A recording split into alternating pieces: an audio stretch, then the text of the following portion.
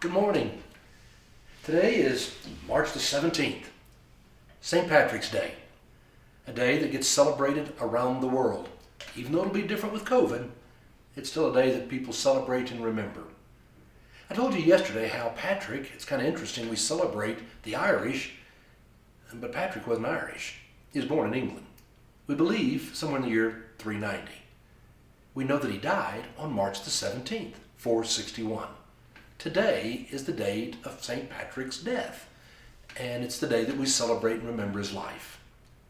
Again, I told you yesterday about how he was 16 years old when he got captured, kidnapped by a group of raiders from Ireland, and they took him back to Ireland where he was sold into slavery, and they sent him out into the hills of Ireland to have to watch over sheep.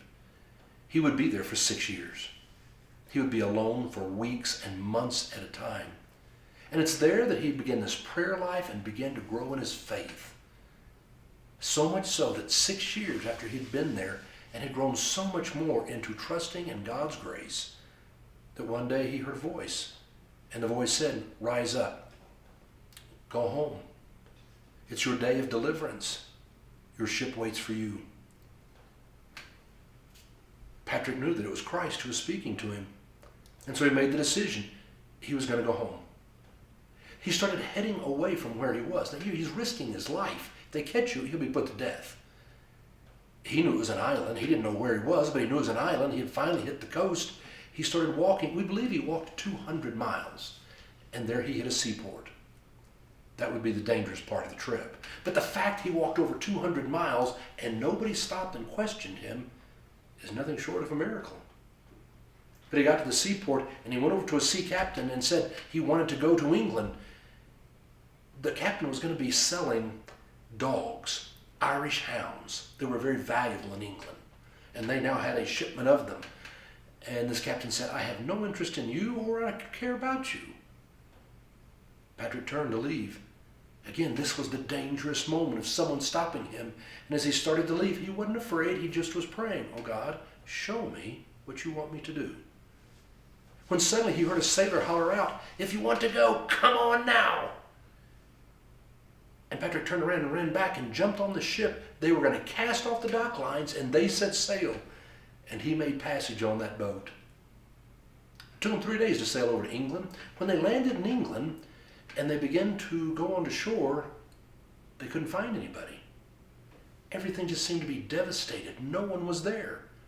It was the strangest thing. Now, historians say this probably happened around 412 or 410, and we know that that is the time that these German people, we call them the barbarians, people who were illiterate and were hungry. There was hundreds of thousands. They came sweeping down, and across Europe, they conquered Gaul, we call it Britain.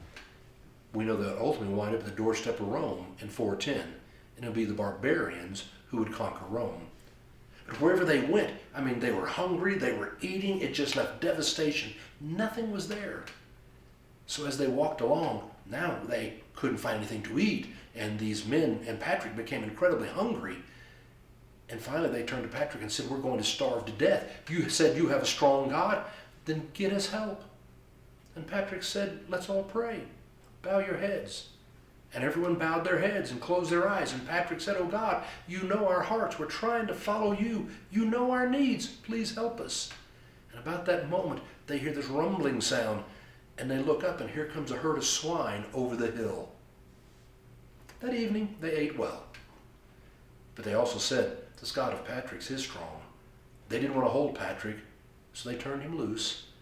It would take him another year traveling through England before he finally got home. He was now in his early 20s. His mother and father thought they'd never see him again. Patrick was home.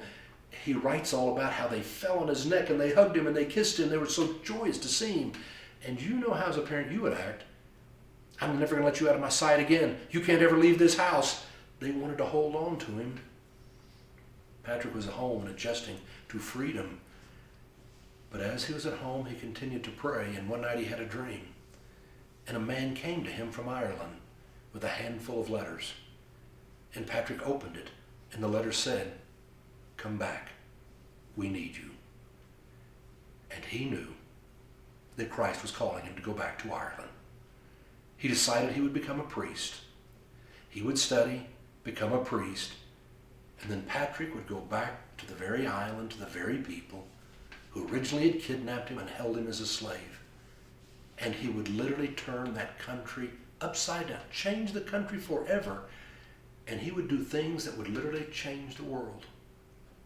Tomorrow, I'm going to tell you what Patrick did when he went back to Ireland and how he changed that country.